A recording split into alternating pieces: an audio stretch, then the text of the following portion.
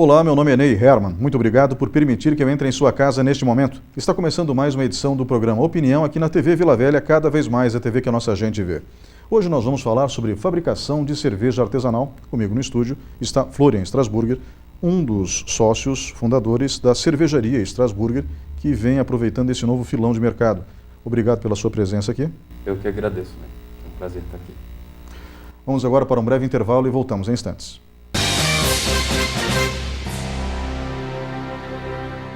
Programa Opinião.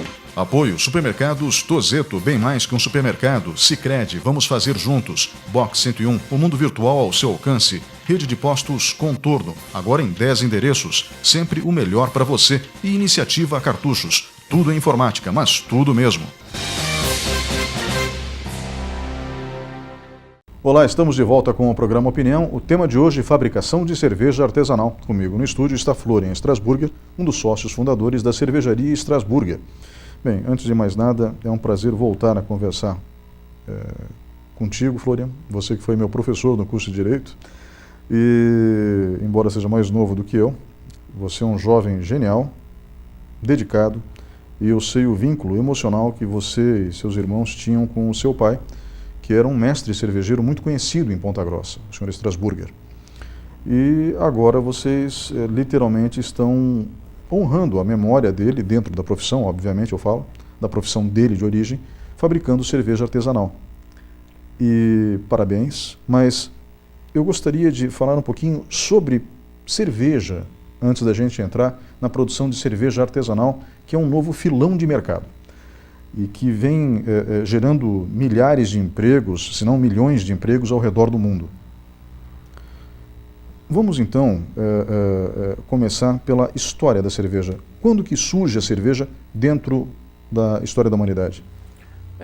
Ney, primeiro de tudo eu quero agradecer a tua acolhida, né, o teu convite para fazer essa entrevista. Eu fico muito feliz, especialmente pelas palavras carinhosas, né, que você usou para me apresentar. E essa admiração é recíproca, né? Então a gente teve um bom contato durante o tempo da faculdade, pude conhecer a excelente pessoa que você é e também o ótimo profissional que você, né, sempre foi. Então eu receba também minhas homenagens aqui e é um prazer estar contigo. Tá? Em relação à cerveja, é difícil a gente falar sobre datas específicas, porque se confunde com a própria civilização, né? O que se tem notícia é que a cerveja, por ser uma bebida fermentada, ela se confunde de certa forma com a própria existência humana, né? A partir do momento que as pessoas aprenderam a fermentar, assim como são as histórias do pão, por exemplo, em que você não consegue precisar uma data, né? Então a gente tem aí um marco, vamos dizer assim, que a partir aí mais ou menos do ano de 1500, a gente tem alguma informação, né, sobre a lei da pureza da cerveja, né, em que se colocou a ideia de que essa bebida deveria ser formada por 3 ingredientes básicos, né, que era a água, o lúpulo e o malte, né? Isso porque antigamente, bem antigamente, se utilizavam algumas outras fontes de amargor, que hoje isso se tem pelo lúpulo. Utilizavam-se algumas folhas amargas, alguns produtos que inclusive podiam causar envenenamento, né? Então, com essa, vamos dizer assim, lei da pureza, estabeleceu-se um critério específico para a fabricação dessa bebida, e essa lei até hoje é seguida na Alemanha, né? Alguns colocam, mas não tem um quarto elemento que é o fermento. Sim, se utiliza o fermento, mas algumas cervejas elas têm uma fermentação espontânea, o que acontecia também à época em que a cerveja, vamos dizer assim, passou por esse procedimento, né, vamos dizer assim. Então, é difícil precisar datas, né, a respeito da história da cerveja. O que se sabe é que os processos de fermentação na alimentação, eles foram surgindo ao longo da humanidade de uma forma bastante natural e trazendo, assim, uma coincidência com a própria civilização, né? Bom, então a gente pode, se estamos falando da história da civilização, a gente pode pegar e mencionar o crescente fértil, né, do Oriente Médio, ou seja, onde hoje seria o Iraque até o que seria o Egito, o que é o Egito hoje. E o que é o Iraque hoje até o Egito. Então, se a gente mencionar ali a região do Crescente Fértil, estendendo um pouquinho até o Egito, nós temos histórias de cervejas rudimentares no Antigo Egito. Mas isso pode ser anterior ao Antigo Egito, levando em consideração esses assentamentos humanos e o processo de fermentação e de fabricação do pão, que também resultava muitas vezes na cerveja. Com correto? certeza, corretíssimo. Bem, isso é fantástico, porque significa então que é um hábito alimentar mais do que o consumo de uma bebida propriamente dito. Ou seja, a cerveja é uma tradição cultural, a gente pode colocar dessa forma? Não tenho dúvida disso, né? Eu acho que a cerveja ela é sim uma tradição cultural, ela faz parte da história da alimentação. A cerveja não pode ser vista simplesmente como uma bebida alcoólica. Eu acho que seria muito diminuída a compreensão da cerveja e entendê-la apenas como uma bebida alcoólica, bem porque o álcool está presente pelo processo de fermentação, né, que transforma esse amido, né, o açúcar do amido, em álcool. E isso pode chegar a quantidades bastante variáveis, mas não obrigatoriamente a elevadas quantidades de álcool, né? Então, quando você fala do lado cultural da cerveja, eu acho que existem certos povos que inclusive têm nos seus traços culturais um tipo de determinada cerveja ou tipos de determinadas cervejas que ou são causa ou consequência até mesmo da sua cultura, né? Então, eu acredito que é muito correto colocar a cerveja, né, a partir do seu aspecto cultural. Povos que se identificam, você pega, por exemplo, lá, né, os irlandeses em relação à Stout, né, a República Tcheca nos deu o nome de um tipo de cerveja que é a Pilsen, né, em razão, né, do lúpulo cultivado nessas regiões, né, que passaram a dar o nome ao próprio tipo de cerveja. A Alemanha, com a sua tradição cervejeira bastante notável, então existem estilos próprios americanos, como American Lager e assim por diante. Eu acho que é muito acertado colocar a cerveja como um traço cultural da humanidade, como um elemento participante da alimentação ao longo da história. Aqui em Ponta Grossa nós temos uma tradição forte cervejeira. Seu pai fez parte dessa história e a família Tillman, se eu não me engano, que era o sobrenome, né? Que eram os proprietários da cervejaria Adriática, que hoje o prédio não existe mais, enfim, são as instalações do Centro Comercial Antártica, mas que tinha ali cervejas excelentes, entre elas a cerveja original, que depois foi comprada pela Antártica, enfim, daí hoje pertence ao Grupo Ambev, a marca, né? Mas a fórmula original, tudo, a cerveja era fabricada ali. E nós temos também como é que eu posso dizer, um capítulo interessante dentro da história da cerveja no Brasil e, por consequência, no mundo, ou seja, a cidade de Ponta Grossa tem isso. A Münchenfest surge por causa de uma cerveja escura que era fabricada aqui, que é a cerveja tipo München. E aí eu estou mencionando apenas alguns aspectos da cerveja como elemento cultural e como elemento formador de uma comunidade. Porque acabou-se se formando uma cadeia de empregos em torno disso, que é interessante, né? E hoje Ponta Grossa é um polo cervejeiro, mas aí falando das grandes cervejarias, no caso da Heineken, que é uma das maiores do mundo, e da Ambev do outro lado da cidade, mas aqui presente em Ponta Grossa também, que também é uma das maiores do mundo, entrando com muita força no mercado norte-americano e comprando a Budweiser. Eu estou fazendo essa relação apenas para as pessoas entenderem o que representa a cerveja dentro do nosso contexto, inclusive econômico, não é mesmo? Com certeza, né? Mais uma vez, a tua análise é bastante acertada, né? Inicialmente você falou dessa tradição cervejeira da cidade de Ponta Grossa, que eu acho que de uma forma ou de outra colocou Ponta Grossa em evidência para o Brasil e por que não para o mundo também, né? Você vê pessoas de fora falando sobre a história da cervejaria Adriática, sobre o fato de nós termos duas grandes cervejarias aqui em Ponta Grossa, nós temos a Münchenfest, né? E tudo isso, né, se cruzou ou se cruza de certa forma com a história do meu pai, né, que veio para a cidade aí no início dos anos 80 em 83, se eu não me engano, né, como primeiro cervejeiro da cervejaria Antártica na época, e ele era responsável, como você disse, né, pela elaboração da original. Criou a Münchenfest, tá? O chopp escuro, que deu o nome de Festa Nacional do Chopp Escuro, foi também uma criação especial, específica do meu pai. E tudo isso a gente está hoje revivenciando, rememorando através da cervejaria artesanal que nós construímos, que é a cervejaria Strasburg, né? Com isso, eu acho que a cidade mantém a sua tradição cervejeira, que já vem de bastante tempo, e fico bastante feliz de fazer parte também de um cenário em crescimento, porque existem outras tantas cervejarias artesanais e hoje Ponta Grossa pode se considerar um polo cervejeiro, também em razão das cervejarias artesanais, né? Então, eu acho que o momento é muito propício para esse crescimento do mercado cervejeiro. Como você disse, existem as grandes, mas as pequenas também vêm despontando e agradando o público em bastantes aspectos, né?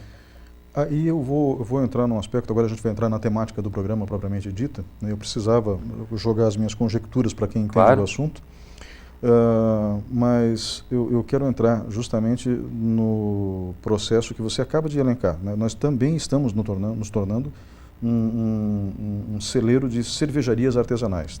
Temos excelentes cervejarias artesanais em Ponta Grossa, empresas que estão sendo administradas com muito zelo, né? E eu fiquei muito contente quando vocês abriram a cervejaria por conta da história que o seu pai tem dentro dessa história muito bonita.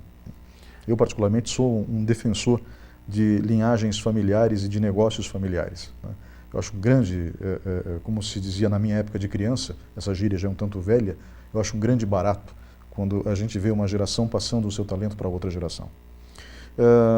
Hoje, nós temos as cervejarias artesanais fabricando que tipo de cerveja? Porque o que predomina no mercado das grandes cervejarias é a Pilsen, não que tenha apenas a Pilsen, mas você mencionou inclusive que esse nome vem por conta de um lúpulo específico de uma região da Europa que é a República Tcheca, né?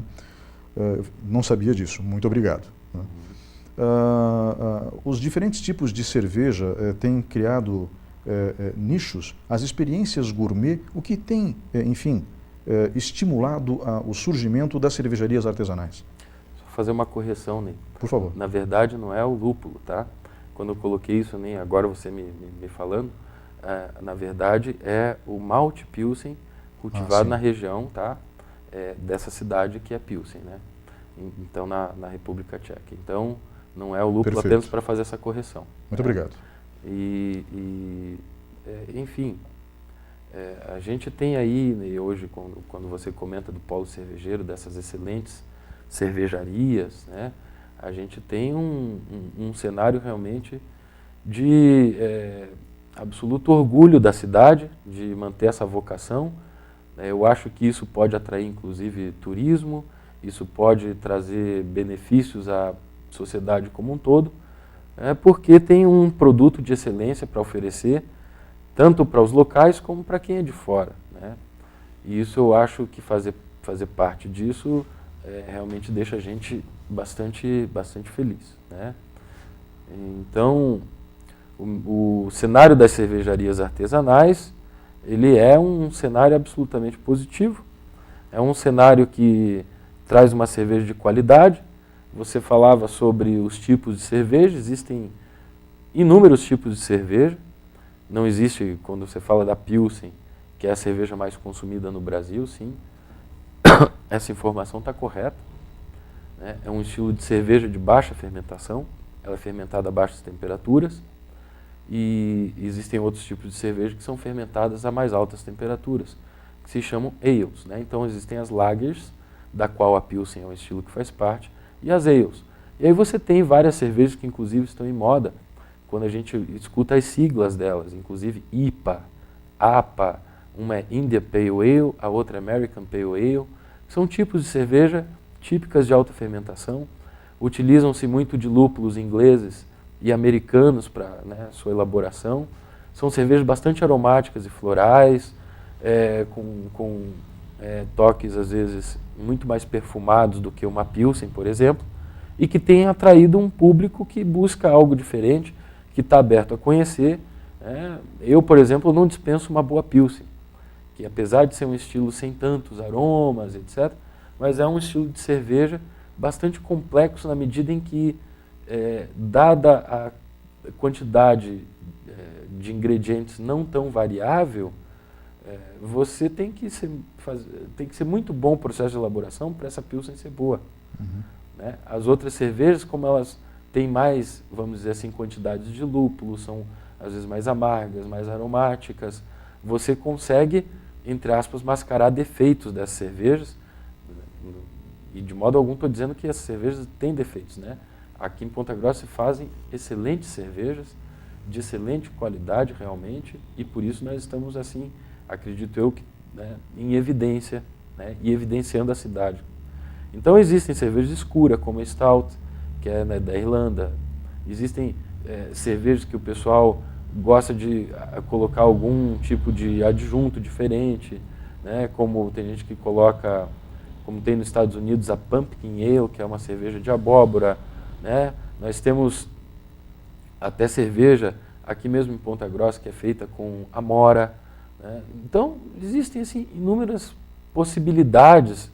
É um universo muito vasto, muito grande, de você poder fazer cervejas de diferentes estilos, reconhecidos internacionalmente, com diferentes matérias-primas às vezes, mas sempre vai ter lúpulo, água, malte, né, e o fermento para poder, né, ter então a cerveja.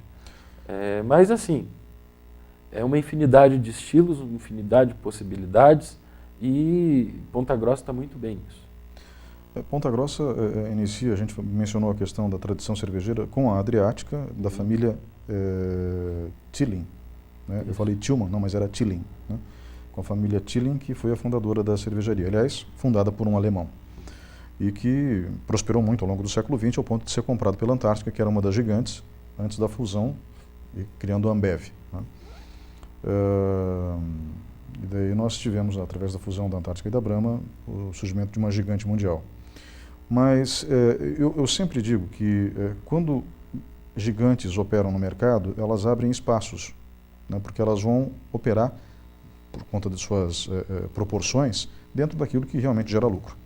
Não que um negócio possa se manter sem lucro, mas existem experiências, que são experiências sensoriais, principalmente no ramo de alimentação, como é o ramo da cerveja, né, que implicam num cuidado que nem sempre a indústria de grande escala consegue fazer, mas a indústria de pequena escala consegue fazer. E nos Estados Unidos, por exemplo, a gente mencionou os Estados Unidos, né? O senhor mencionou agora, alguns instantes atrás, os Estados Unidos, nós temos dezenas de cervejas, marcas regionais muito fortes. Na Alemanha, a cervejaria é uma tradição, inclusive, familiar, né? E as pequenas cervejarias dominam o mercado. Lógico que tem gigantes, a Heineken europeia, né? Então domina algumas das melhores marcas de cerveja do mundo, produzidas em grande escala.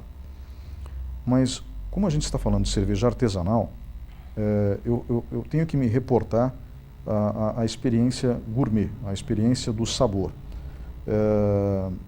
É isso que o cliente de uma cerveja artesanal busca, e é por isso que tem existido uma abertura tão grande de cervejarias no Brasil, porque é a impressão que se tem. Né? Inclusive, uma bela cervejaria de Blumenau acabou sendo comprada recentemente pela Heineken, né? Porque fazia um produto faz ainda, um produto de excelente qualidade, só que a fábrica trocou de mãos. Tá? E nós temos outras iniciativas no Brasil de empresas que estão florescendo. É um mercado promissor? Desculpe colar duas perguntas em uma só. É um mercado bastante promissor, tá? Em relação ao consumo, por exemplo, nós temos que alguns dados anteriores, esses dados estão sendo renovados, né? Mas o consumo de cerveja artesanal no Brasil, ele não chega a 10% do consumo de toda a cerveja produzida no Brasil. Tá? Então, nós temos aí muito para crescer. Tudo ao seu tempo, né? Talvez o que aconteça no Brasil e em outros países tenha acontecido já há algum tempo, década talvez.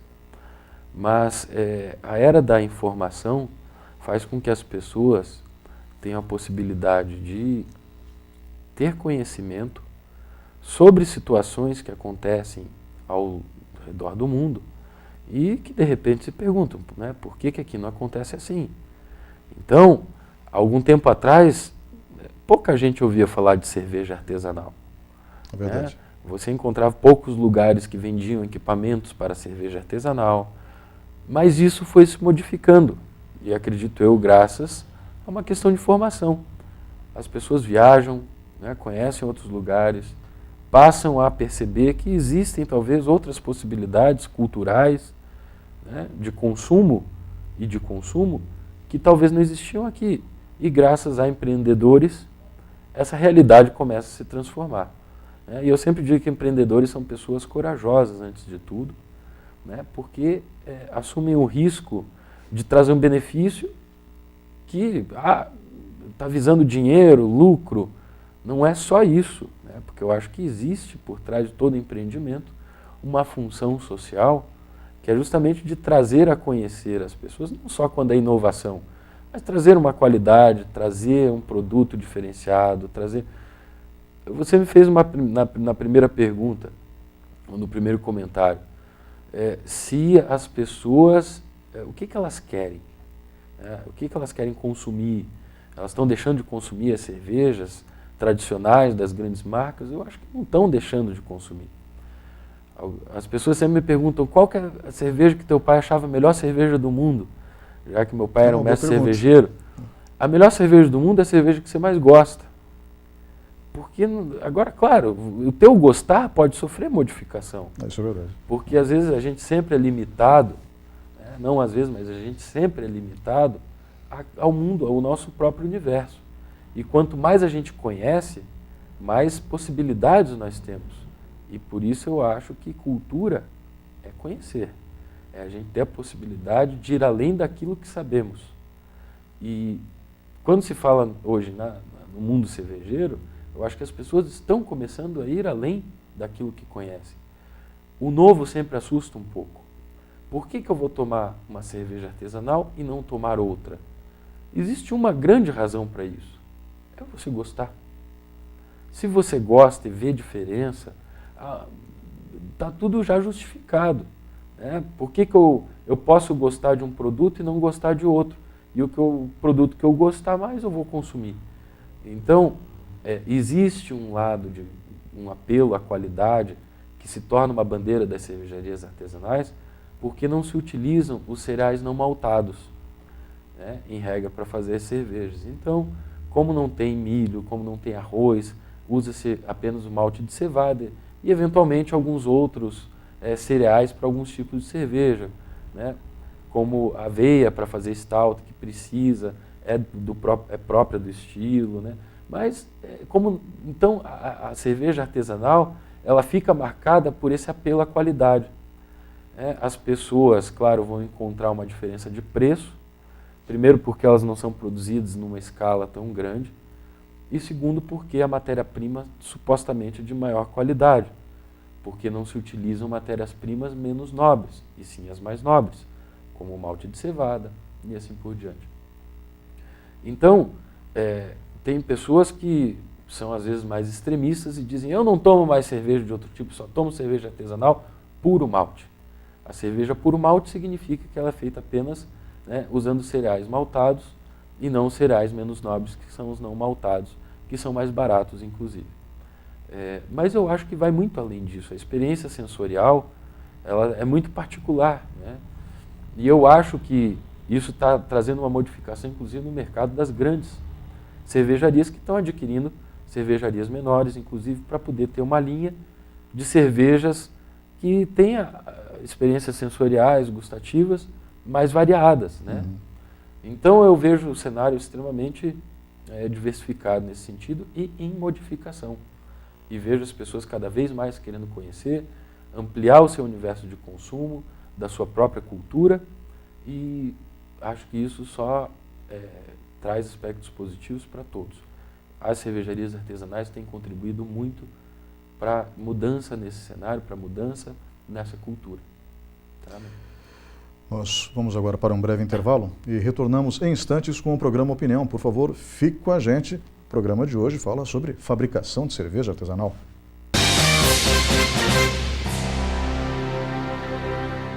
Programa Opinião.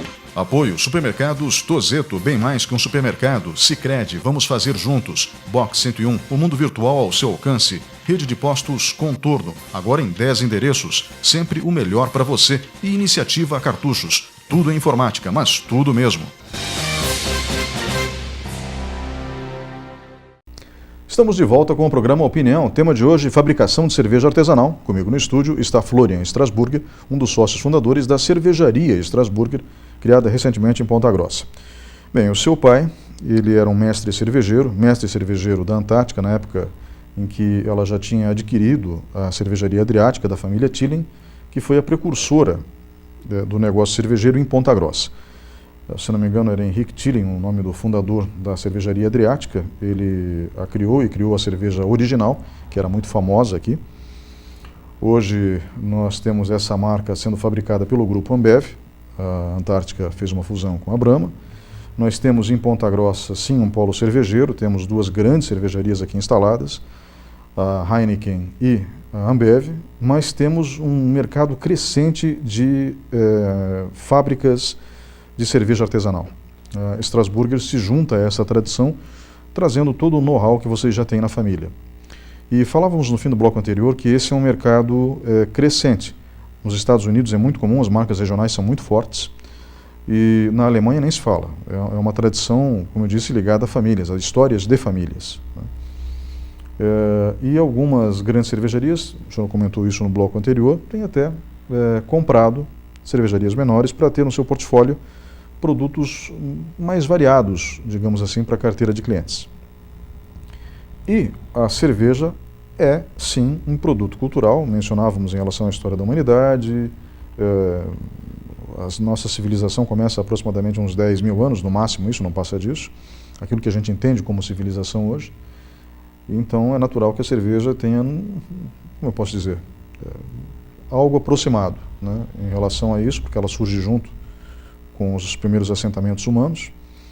E no ano de 1500 surge a regrinha, né, ou seja, água, lúpulo e malte, não é isso? Então, só que essa fórmula, ela tem métodos de produção que acabam resultando em diferentes tipos de cerveja. Eu gostaria de recuperar, eu fiz aqui um resumo do bloco anterior, eu gostaria aqui de recuperar uma parte, eu não quis interrompê-lo naquela hora, como que a gente pode, como leigos, classificar as cervejas para depois poder partir para uma experiência degustativa de maneira mais consciente. O senhor poderia explicar como são as classificações? É assim, ó, existem, na verdade, várias formas de classificar a cerveja, tá? Você pode classificar vamos supor, pela quantidade de álcool, né? Você pode classificar pela cor, mas você pode classificar também pelo tipo de fermentação, que é a forma mais comum de se classificar a cerveja. Via de regra, existem 3 grandes famílias de cerveja. Existem as ales, as lagers e as lambic.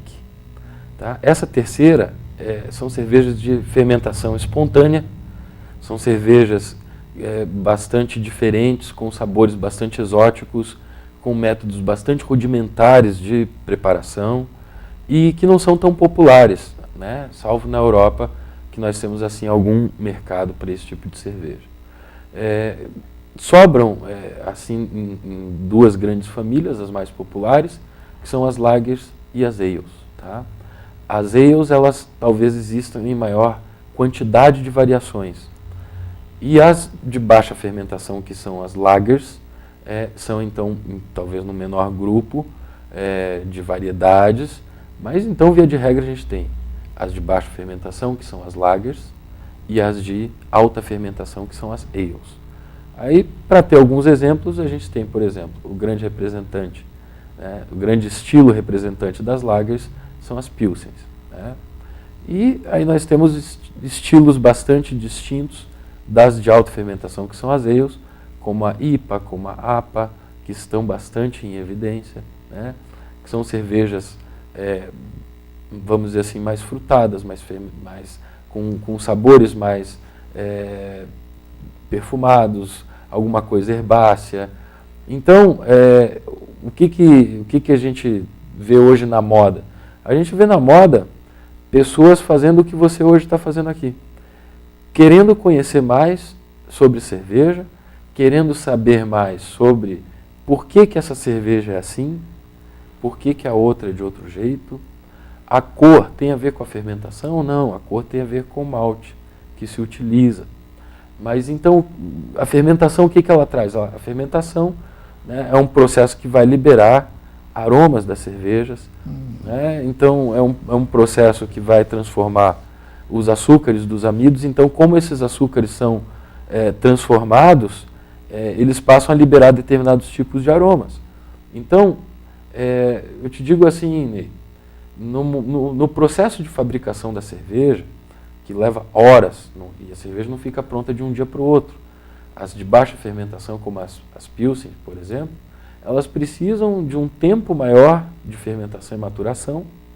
Às vezes você chega aí a 30, 35 dias para ela poder ficar pronta. Né? As de alta fermentação, que são as ales, elas, num período um pouco mais curto de tempo, talvez 20 dias, 15 dias, aí você consiga já um produto de qualidade.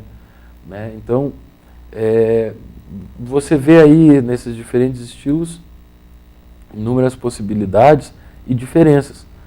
Se você baixa num determinado momento do processo produtivo, né, se você baixa 1 grau nesse processo de fermentação, por exemplo, ou se você baixa ou aumenta 1 grau no momento em que a cerveja está sendo cozida, que é no momento da mosturação, você terá um produto totalmente diferente.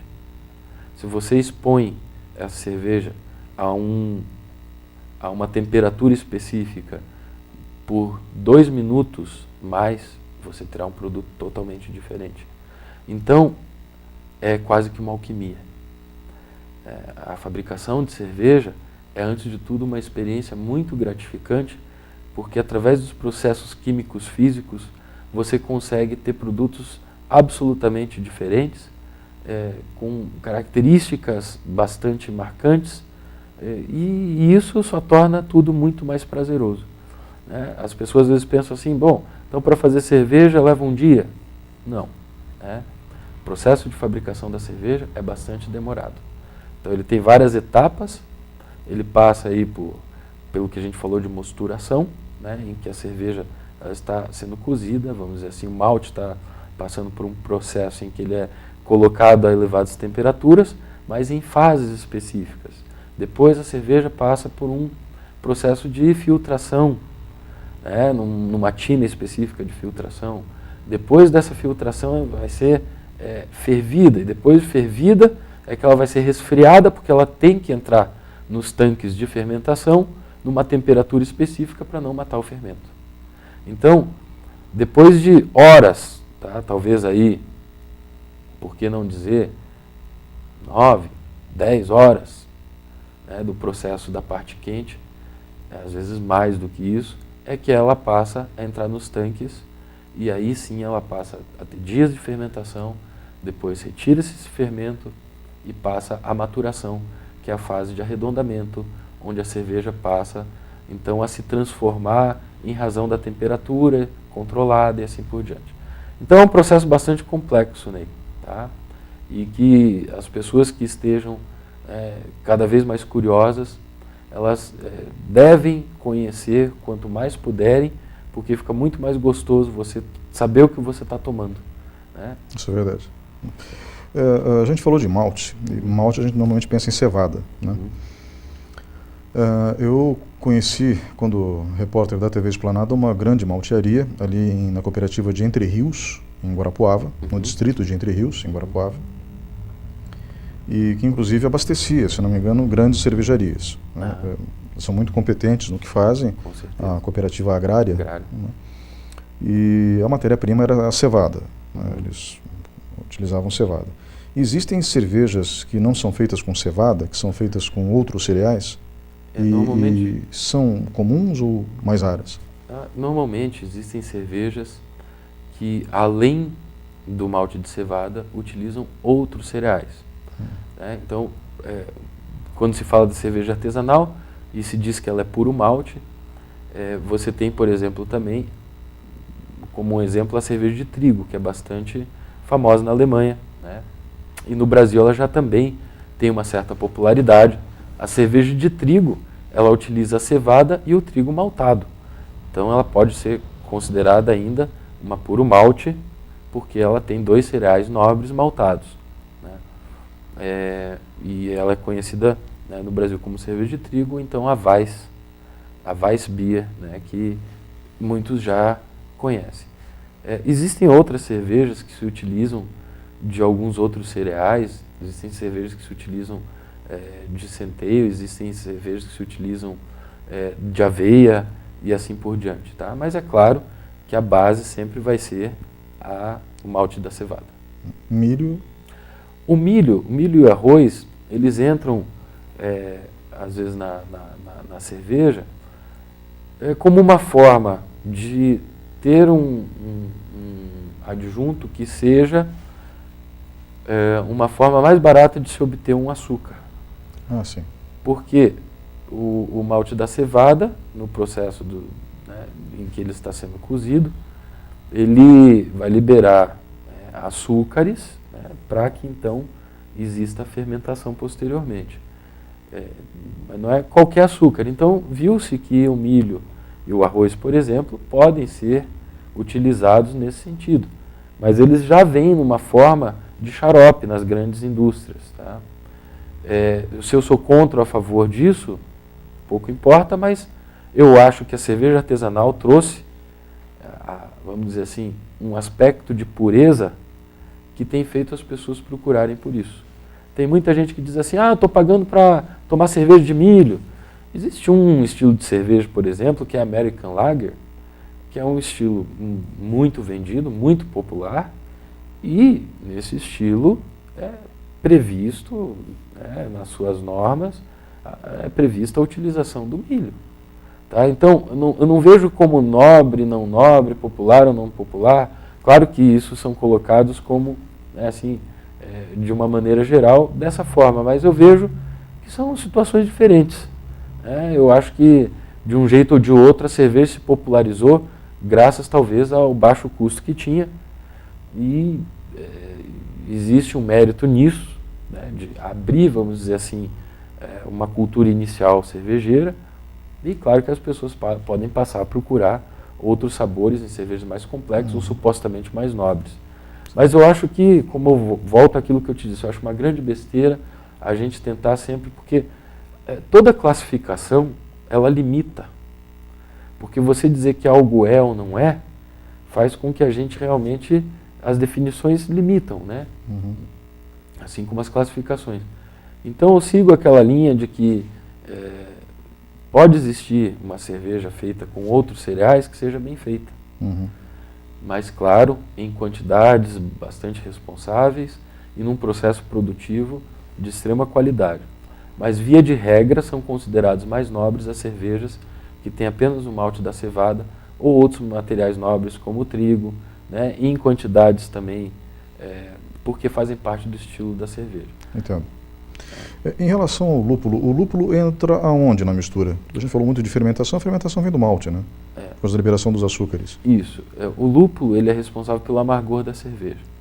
Tá? Então, o lúpulo é uma flor, e essa flor depois ela passa a ter os seus extratos paletizados, que eles viram uma bolinha assim, bastante compacta, com apenas o extrato do lúpulo. Ele pode, em alguns...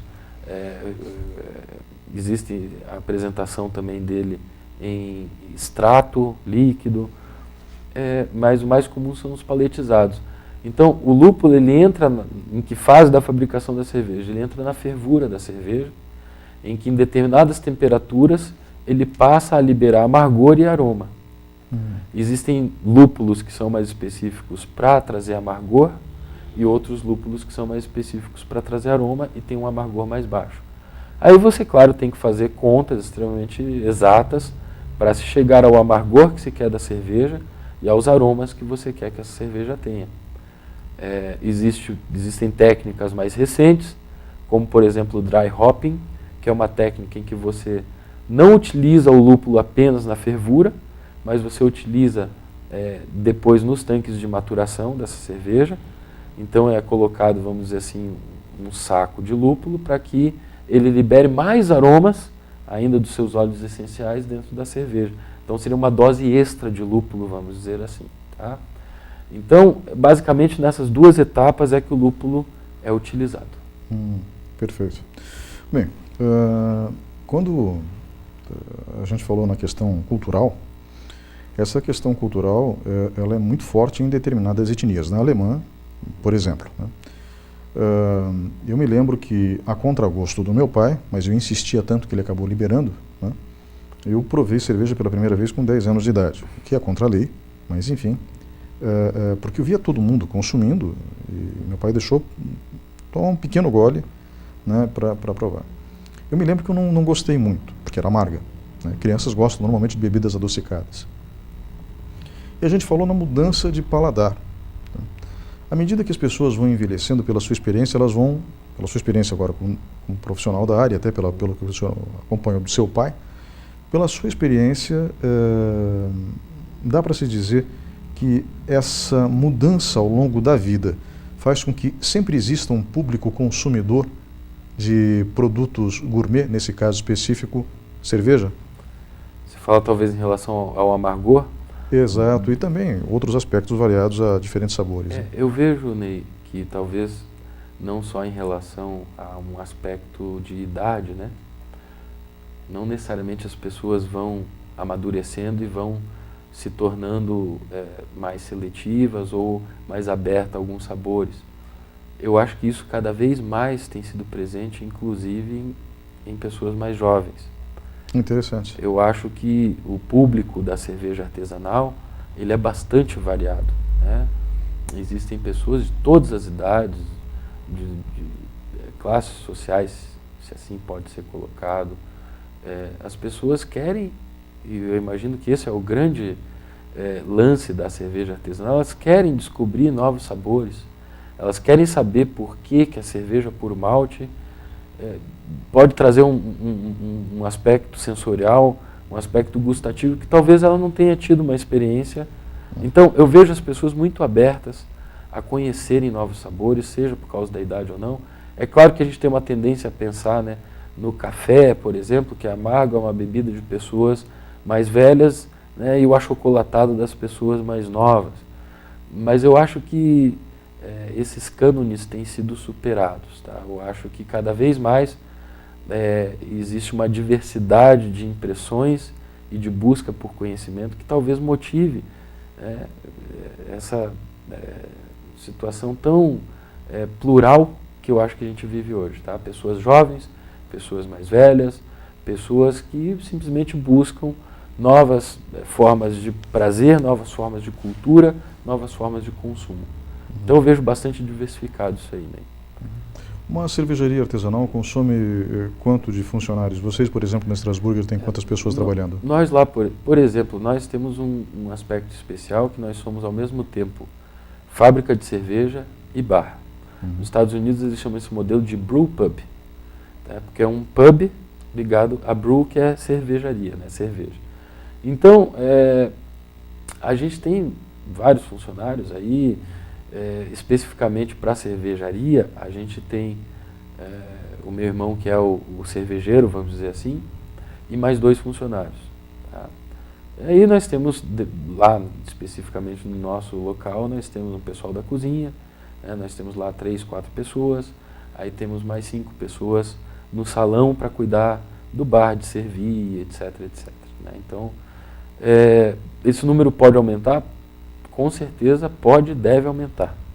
Eu acho que à medida em que... E você tem vários modelos de negócios, né, Ney? Nós temos um modelo de negócio em que nós nos envolvemos com o trabalho também, e não apenas com o investimento em si. Né? Então, Existem outros modelos de negócio de pessoas que são donas de cervejaria, mas não se envolvem com o trabalho e, consequentemente, vão contratar mais funcionários.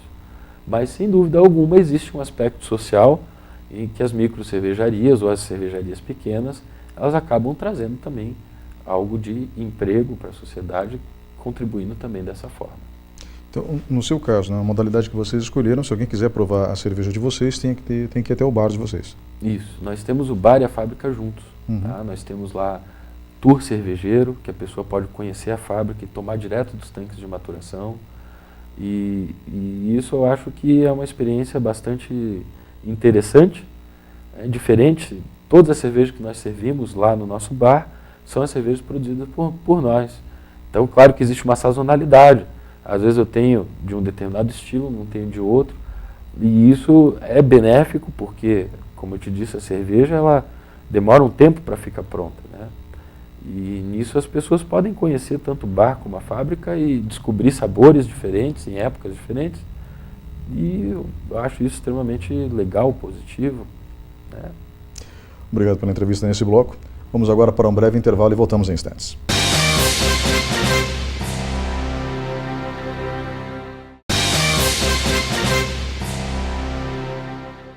Olá, estamos de volta com o último bloco do programa Opinião. O tema de hoje, fabricação de cerveja artesanal. Comigo no estúdio, Florian Strasburger, um dos sócios fundadores da cervejaria Strasburger. Bem, eu gostaria de agradecer a sua presença hoje aqui e uma pergunta, que tipos de cerveja vocês fabricam na indústria de vocês que tem o bar acoplado? A gente fabrica tanto as de alta como as de baixa fermentação, né? Tá? A gente tem hoje no nosso portfólio, vamos dizer assim, a gente tem cervejas de alta fermentação como a IPA, a APA, nós temos a Weissbier, nós temos a Stout, que é uma irlandesa também. De baixa fermentação nós temos, por exemplo, uma Pilsen, que é a 1987, em homenagem ao meu pai especificamente, que é uma fórmula dele. Nós temos uma cerveja que nós reproduzimos a fórmula, tudo com base em anotações do meu pai, essas cervejas que eu digo que são em homenagem ao meu pai. Para quem não conhece, meu pai era o mestre cervejeiro Ian Strasburger, e como ele criou a München Fest, ele criou também um chopp à época, né, para atender a festa, e nós recriamos essa cerveja com base em anotações dele, que foi o chopp München, o chopp Munique, né, e servimos ele durante esses tempos, esses dias de München Fest. Nós temos então essa variedade de cervejas e podemos ter outras de acordo com a sazonalidade. Todos que quiserem vão lá, vão tomar essas cervejas ou em chopp ou em garrafa, porque nós servimos direto dos tanques, nós não temos chopeiras lá. Então é muito interessante essa experiência, Que interessante, porque a gente tem tanques que são auto-refrigerados, o chopp vai estar geladinho, né, mas nós não temos chopeira, e isso garante uma, vamos dizer, qualidade maior, porque é uma cerveja que não passou por serpentina, não passou por, não está vendo a luz, não teve processo de oxigenação e oxidação, portanto, né? Então, uma cerveja bastante preservada e de bastante qualidade. Tá? Quem quiser pode pegar e levar para casa. Nós temos perguntar agora. Nós temos growlers, né, que são recipientes de 1 ou 2 litros, que a gente vende também, e as pessoas podem encher lá no nosso tanque, na nossa, né, lá no nosso bar e levar para casa. Estou indo para um churrasco, pega lá um chopp, leva para casa, ou a gente tem garrafa também, que a pessoa fica à vontade para consumir lá, ou levar para casa ou para o seu local de festa. Que coisa interessante. Bom, eu acho que, sinceramente, a Funtur, a Fundação Municipal de Turismo, poderia fazer uma rota das cervejarias em Ponta Grossa. Ia ficar muito, como eu posso dizer, saboroso e atrativo para o turista que venha conhecer a cidade. Com certeza. E provavelmente para o público daqui também. Com certeza. A cervejaria de vocês fica onde? A nossa cervejaria fica na Coronel do Cídio, 467, fica atrás do Banco do Brasil da Augusto Ribas, mais ou menos atrás do Banco do Brasil. Então, no centro da cidade, é bastante fácil de chegar lá. Estamos em clima de festa, em razão da München Fest, que é uma festa, né, tipicamente municipal, de inspiração alemã. Estamos com o local decorado, temos banda alemã tocando, temos um cardápio cheio de delícias para as pessoas degustarem, um chopp especial para essa festa e todo mundo convidado para ir conhecer a nossa casa, a nossa fábrica e o nosso bar. Senhor Florian Strasburger, ao senhor e aos seus irmãos, parabéns. Fico muito agradecido, Ney, tá, pelo teu convite. É um orgulho poder estar aqui na tua frente, explicando um pouquinho da nossa história e e também da possibilidade de expor à sociedade um traço cultural que com certeza vai agregar e cada vez crescer mais. Novamente, muito obrigado. E obrigado a você que estava nos acompanhando até agora. Mais tarde esse programa será disponibilizado no YouTube e você poderá acompanhar as descrições feitas pelo também especialista em cerveja, Florian Strasburger, aqui conosco no dia de hoje. Um grande abraço, até o próximo sábado.